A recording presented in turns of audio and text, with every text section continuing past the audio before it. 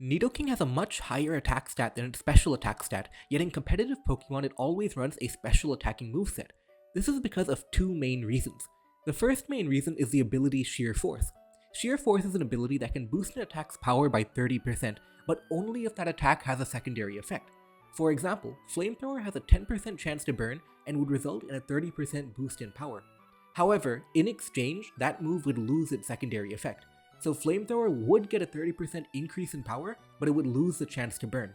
And interestingly enough, Life Orb does not cause any recoil with Shear Force if the move used had a secondary effect. So let's look at Nidoking. Whenever you look at a ground type, you always look at a ground type's most powerful move, Earthquake. However, Earthquake doesn't get boosted by Shear Force.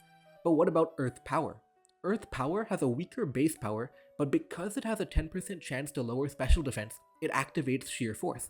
So if we look at a side-by-side comparison between Earthquake and Earth Power, we see that Earthquake has a stronger base power and it comes off a stronger attack stat, but Earth Power has a Shear Force boost. So which is stronger? To test, we calculate damage versus Mew, because Mew has an equal defense and special defense stat. We see that Earth Power is slightly more powerful than Earthquake. Shear Force is enough to overcome the power difference. But then you might ask, what about the other physical moves? Nidoking has access to physical moves like Poison Jab, Fire Punch, Thunder Punch, and Ice Punch. These moves are physical and they are boosted by Shear Force, yet we still use their special counterpart. Why? And that leads us to reason number 2, base power. The special moves all have a higher base power than their physical counterparts, and again we compare them side to side versus a Mew. Fire Punch versus Flamethrower, Poison Jab versus Sludge Wave.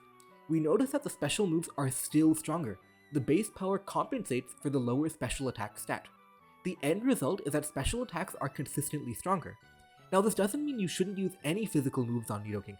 In fact, quite the opposite. Some of Nidoking's best movesets are mixed movesets. Nidoking can run Superpower to destroy Blissey, it can run Sucker Punch to crush Dragapult, and it can even run Mega Horn to destroy Slowking.